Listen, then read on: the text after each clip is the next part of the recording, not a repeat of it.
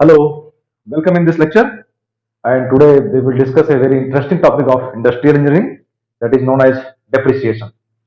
Depreciation को हम लोग हिंदी में मूल्य ह्रास भी कहते हैं। मूल्य ह्रास मतलब वैल्यू का कम होना, वैल्यू का डिके होना। या देखते हैं कि है क्या, कि अगर हमारे पास कोई एसेट है, एसेट का मतलब यहाँ पे जैसे एसेट लिखा है, एसेट का मतलब क्या हो सकता है? कोई भी तरह का कोई प्रोडक्ट, कोई मशीन, कोई गाड़ी, कोई घर, कोई बिल्डिंग, कोई भी सामान जो हम परचेज करते हैं तो उसी को हम लोग कह रहे हैं यहाँ पे एसेट। और जो एसेट है, एसेट के साथ एक खास बात क्या है कि एसेट टाइम के साथ साथ उसकी वैल्यू घटती रहती है ना। तो अगर हम कोई भी सामान लेके आते हैं तो टाइम के साथ अगर हम उसको सेल आउट करना चाहें तो जितने में आप लेकर आए हैं वो वैल्यू आपको नहीं मिलेगी। तो इसी को आप कह रहे हैं कि डेप्रिसिएशन, दैट इज मूल्य ह्रास। ठीक है, तो इट मींस एसेट की वैल्यू डिक्रीज होती रहती है किसके साथ में? With respect of time. This is known as depreciation. ठीक है ना।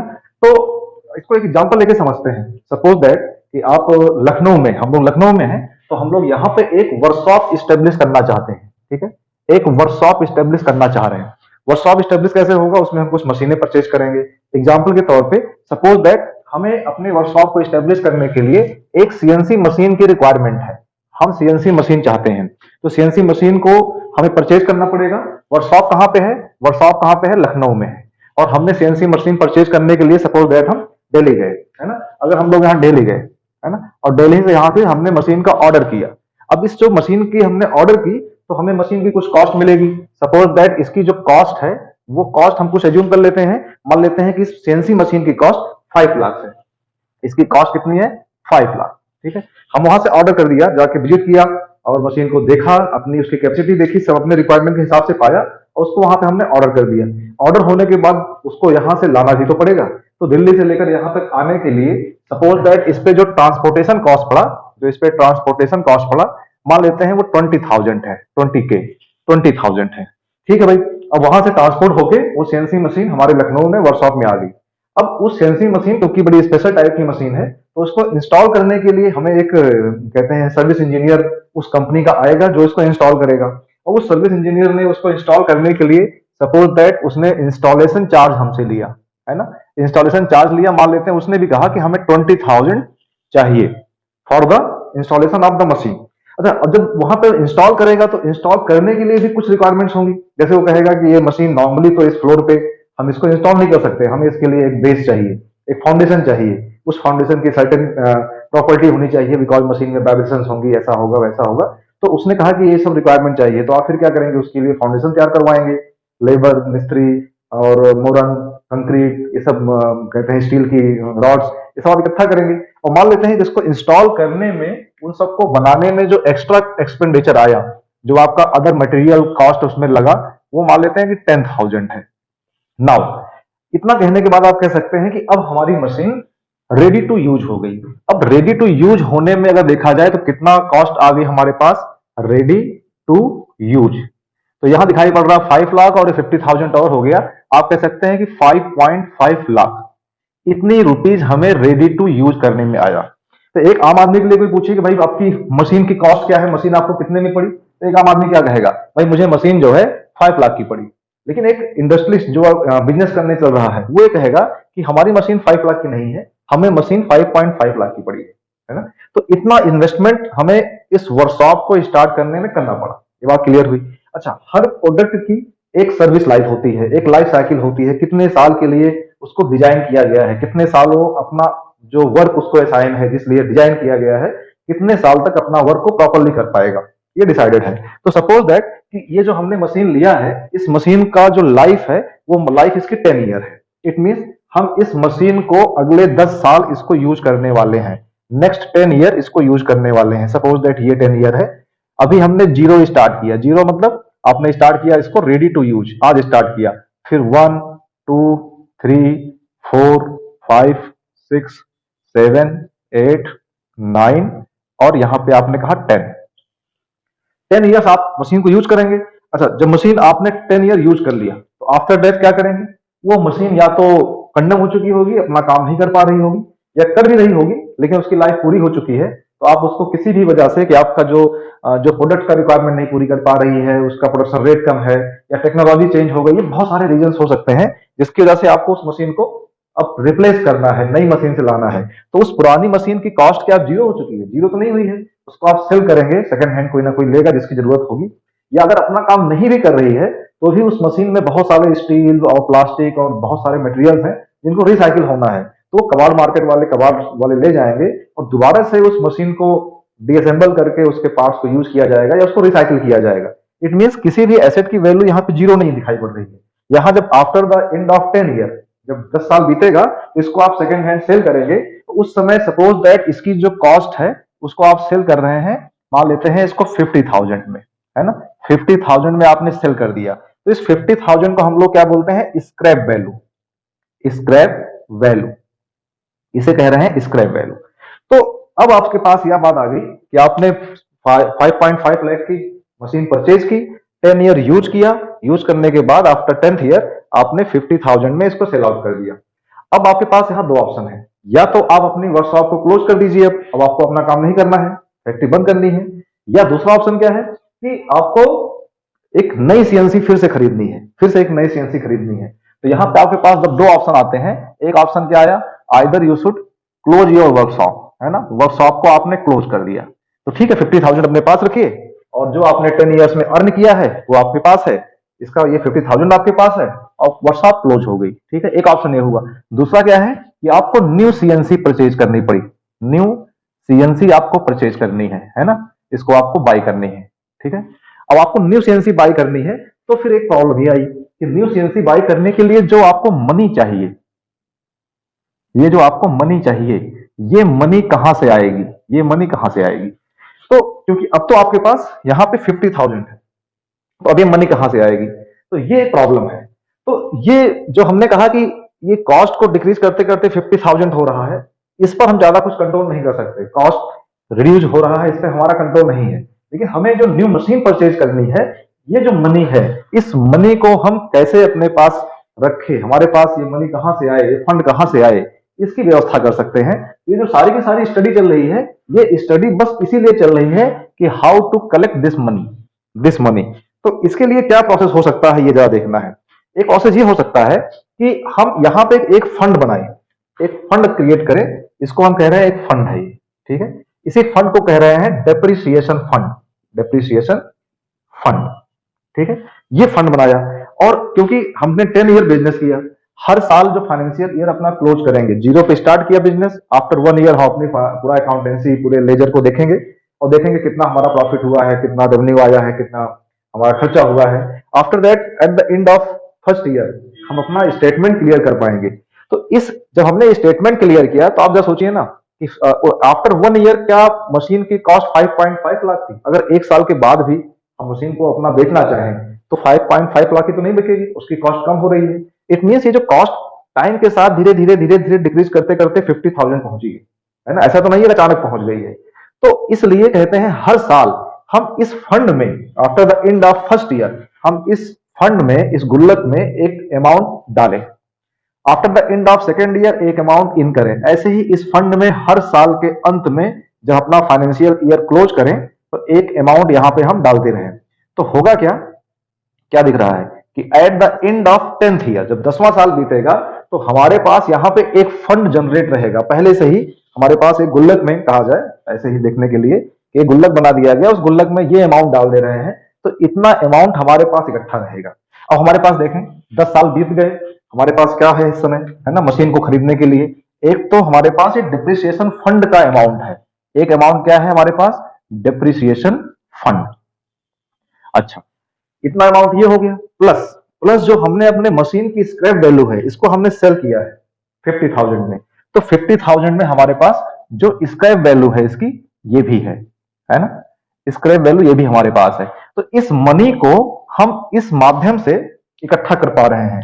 अब आपसे कोई कहे कि at the end of 10th year हमारे पास कितना पैसा है, तो आप क्या कहेंगे, we have depreciation fund plus scrap value of the asset. ये दो अमाउंट हमारे पास है। अब जब इतना एक सफिशिएंट अमाउंट हमारे पास है, तो इस अमाउंट की मदद से हम एक न्यू सीएनसी मशीन परचेज कर लेंगे और अपने बिजनेस को कंटिन्यू करेंगे, है ना। ये एक सिस्टम समझ में आया कि इस तरीके से कुछ काम कर सकते हैं। ये मनी कहां से आएगा, हम ये मनी जो हम रेवेन्यू, जो हम रिटर्न पर ईयर रिटर्न जो हमें मिलने वाला है, उसी रिटर्न में से कुछ अमाउंट यहां डालेंगे।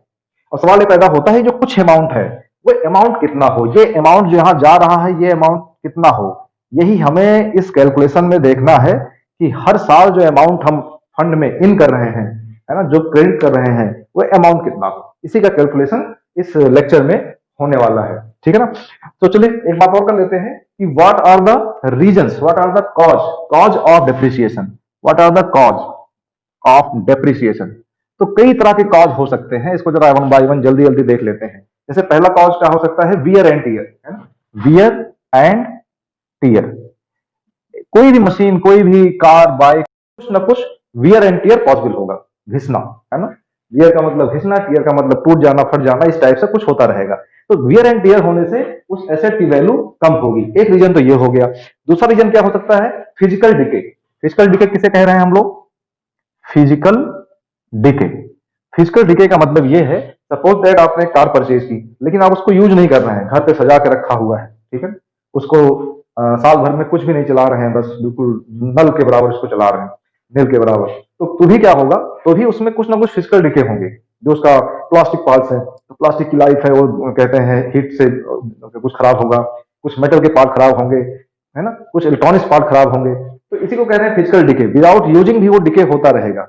एक ऑप्शन और है कि कई बार कुछ एक्सीडेंटल केस हो जाते हैं, है ना, एक्सीडेंट्स हो जाते हैं, एक्सीडेंटल केस हो जाता है। कोई भी एसेट लिया, उस पर कुछ डैमेज हो गया, उसके ऊपर कुछ गिर गया, आपने कार लिया, वो नई गाड़ी लेके आप बाहर निकले और जैसे ही निकले कुछ उस पर किसी ने टक्कर मार दी, तो इसी को कहते हैं एक्सीडेंटल डैमेज।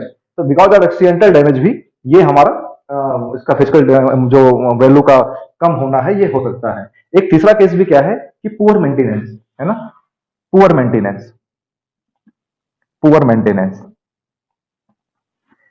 जो भी इक्विपमेंट हम परचेज करते हैं उसके अगर मैनुअल में आप देखें, जो उसके रूल मैनुअल्स मिलते हैं हाउ टू यूज, तो उसमें लिखा रहता है कि इस तरीके से यूज करना है। अगर आप ऐसा नहीं यूज कर रहे हैं तो नो डाउट उसमें मेंटेनेंस की प्रॉब्लम आएगी।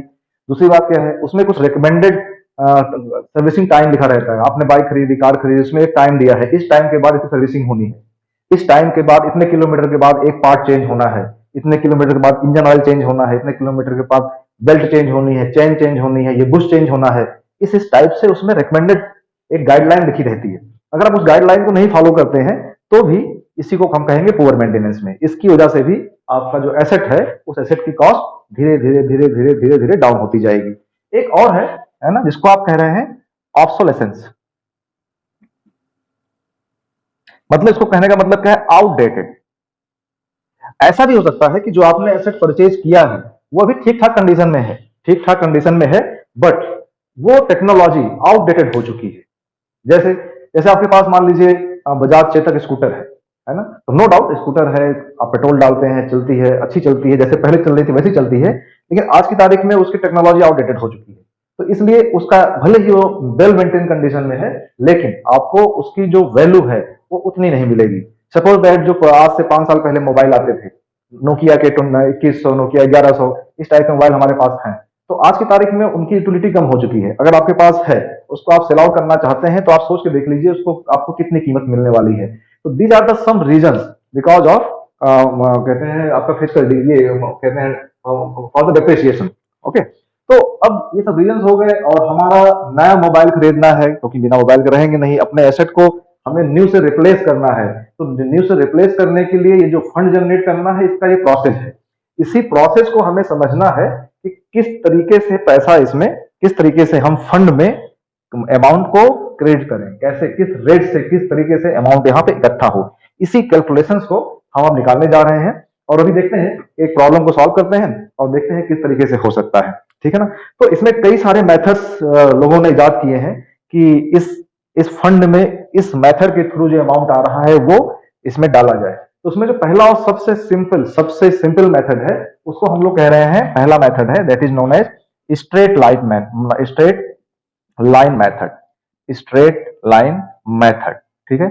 तो अभी एक प्रॉब्लम को लेते हैं और स्ट्रेट लाइन मेथड को करके देखते हैं कि क्या, किस तरीके से इसमें फंड हम लोग इंक्लूड करेंगे। ओके, तो आइए देखते हैं एक प्रॉब्लम के साथ कि स्ट्रेट लाइन मेथड के थ्रू हम इस फंड को कैसे जनरेट करते हैं, है ना। जैसे कि आप स्ट्रेट लाइन समझ रहे हैं, स्ट्रेट लाइन का मतलब एक लीनियर लाइन होगी तो इसमें कुछ लीनियर तरीके से ही हमारा फंड कांस्टेंट फ्लो के तरीके से हमारा फंड जनरेट होगा। देखिए समझते हैं जरा इसको। ऐसा करते हैं कि इसी प्रॉब्लम को जो हमने एज ए एग्जांपल डिस्कस किया है, इसी को इस मेथड से लेके देखते हैं कि आफ्टर 10 ईयर हमारे पास कैसे अमाउंट इकट्ठा कर सकते हैं नई सीएनसी मशीन परचेज करने के लिए। ठीक है, तो यहाँ पे पहली बात क्या है, पहला हम देखें कि cost of asset. Cost of asset, जब यहाँ कॉस्ट ऑफ एसेट कहा जा रहा है, इसका मतलब कॉस्ट उस टाइम पे ये कहते 5 लाख की बात नहीं हो रही है, जब हमारी कॉस्ट जो एसेट हमारा रेडी टू यूज के लिए हो गया, तो cost of asset at ready to use, जब रेडी टू यूज है तभी हम इस कॉस्ट की बात कर रहे हैं, रेडी टू यूज। ठीक है, तो इसको हम लोग लिख रहे हैं V, V for asset value at ready to use, है ना। अगर एग्जांपल देखा जाए यहाँ पे, तो अपने इस केस में ये वी की वैल्यू कितनी होनी चाहिए जी, 5.5 लाख, 5.5 लाख। ठीक है, अच्छा दूसरी बात क्या हो गई, हमारे पास स्क्रैप वैल्यू है ना, scrap value, sorry scrap, scrap value, scrap value means eight the end of service life हमने अपने एसेट को कितने में सेल किया, तो उसको लिख रहे हैं VS, this is known as scrap value. और इन प्रॉब्लम हमारे पास स्क्रैप वैल्यू कितनी है, दैट इज 50,000, 50,000। ठीक है ना, तो इस हिसाब से देखा जाए तो हमारे पास टोटल जो डेप्रिसिएशन अमाउंट हुआ है कितना हुआ 10 साल के अंदर। हमारी सर्विस लाइफ क्या है, लाइफ ऑफ एसेट या सर्विस लाइफ कहा जाए, एक ही बात है, तो आप कह सकते हैं कि life of asset that is known as an, और इस प्रॉब्लम में जो एन की वैल्यू है दैट इज 10 ईयर, 10 ईयर। ठीक है ना, अब जो है कैलकुलेट करते हैं, देखें क्या है कि अगर आपसे बात किया जाए कि total depreciation in asset, asset है ना, कब तक ले, इन एन ईयर्स, है ना, ब्रैकेट में इन एन ईयर्स, तो आप क्या कहेंगे, हमने 5.5 लाख में इसको परचेज किया था, रेडी टू यूज करने के लिए बनाया था, 50,000 में इसको सेल किया है, तो हमारा 5.5 लाख है ना, या इसको इस टर्म में लिया जाए तो आप कहेंगे V minus V S, V minus V S, है ना, 5.5 लाख माइनस 50,000, ये हमारा इतना एसेट की वैल्यू कम हुई है। अच्छा, ये कितने सालों में कम हुई है, एन ईयर्स में, है ना, तो देयरफॉर डेप्रिसिएशन पर ईयर कितना हो जाएगा, डिप्रिसिएशन पर ईयर कितना हो जाएगा, तो आप कहेंगे total depreciation divide by life of asset, है ना, इसको हम लोग स्मॉल डी से लिख रहे हैं, और इसका टोटल डेप्रिसिएशन कितना हो गया, that is V minus VS, और लाइफ ऑफ एसेट कितना हो गया, दैट इज N। तो this is the relation formula कि पर ईयर हमारा इतना अमाउंट कम हो रहा है।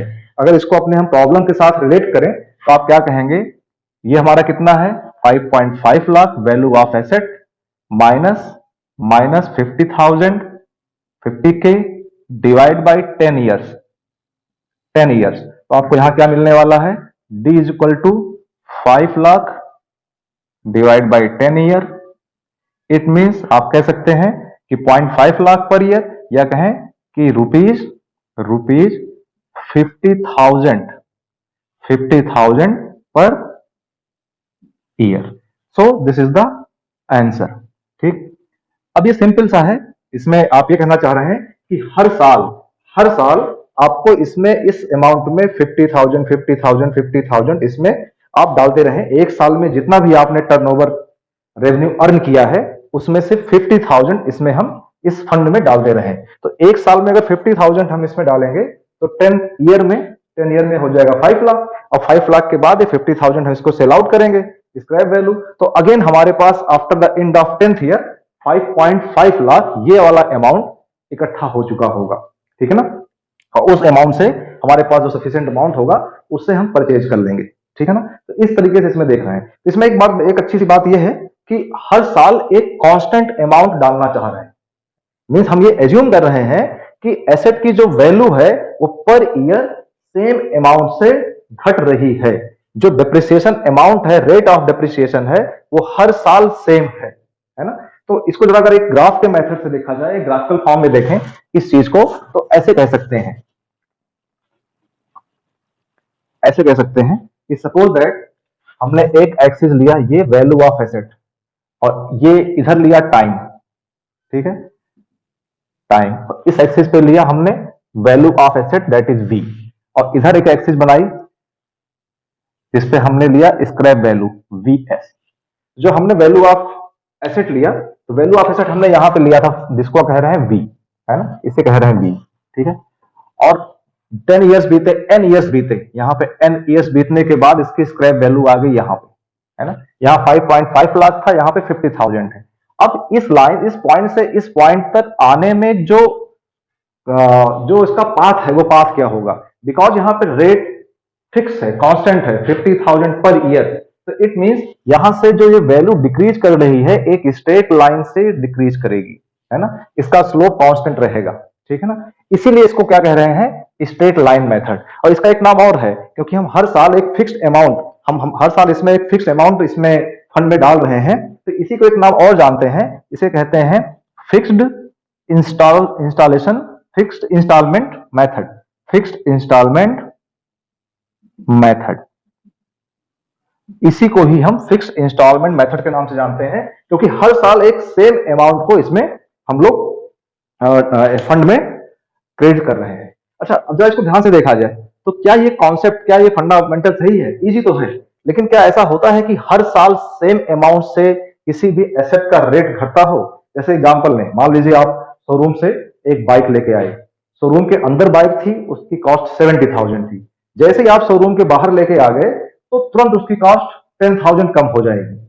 लेकिन अगर आप उसको 3 महीने के बाद सेल आउट करना चाहें तो क्या 10,000 कम होगा? कुछ और अमाउंट कम, मतलब थोड़ा अमाउंट 10,000 नहीं होगा, शायद 5,000 होगा, फिर धीरे धीरे और कम होगा। एक टाइम ऐसा भी आता है कि अगर उस जो एसेट की वैल्यू है लगभग कांस्टेंट हो जाती है। जैसे आपने बाइक को लिया, आपने 5 ईयर 10 ईयर या 8 ईयर उसको चलाया, अब 8वें साल बेचे या 9वें साल बेचे, eight the end of 8th year, eight the end of 9th year बहुत ज्यादा डिफरेंसेस उसके कॉस्ट में नहीं आएंगे। लेकिन आपने लिया, 1 साल बाद बेचा, तो आफ्टर 1 ईयर आप देखेंगे बड़ा अमाउंट का डिफरेंस आया है। इट मींस हर साल का जो रेट ऑफ डिप्रिसिएशन है वो कांस्टेंट नहीं हो सकता, प्रैक्टिकली रियल में कांस्टेंट नहीं हो सकता। तो इसलिए ये मेथड इजी तो है, लेकिन ये रियल में इसको यूज करना थोड़ा सा ठीक नहीं है ना। तो अभी देखेंगे नेक्स्ट मेथड में इसको कैसे हम लोग कैसे रिफाइन करेंगे, और इस चीज का इफेक्ट कैसे इसमें आएगा कि रेट हमारा हर साल अलग अलग होना चाहिए, है ना। जैसे स्टार्टिंग ईयर में हाई रेट से डिप्रिशिएट करेगा, और जैसे जैसे लाइफ उसकी एंड होती जाएगी रेट ऑफ डिप्रिसिएशन कम होता जाएगा। इट मींस हमें स्टार्टिंग ईयर्स में इस फंड में ज्यादा अमाउंट आना चाहिए, और जैसे जैसे लाइफ एंड होती जाएगी अमाउंट कम आना चाहिए। इट मींस ये कर्व हमारा स्ट्रेट लाइन नहीं होना चाहिए, ये किसी और फॉर्म में होना चाहिए, ठीक है। तो अभी हम लोग नेक्स्ट लेक्चर में मिलेंगे, स्ट्रेट लाइन मेथड से ही एक और प्रॉब्लम करेंगे, और उसके बाद एक दूसरे मेथड की तरफ आगे बढ़ेंगे, ठीक है। तो मुझे लगता है कि कुछ काम की बात मैं आपको बता पाया, और अगर आपको ठीक लगा हो, कुछ मतलब की बात लगी हो, तो please like and share this video. Thank you so much, best wishes.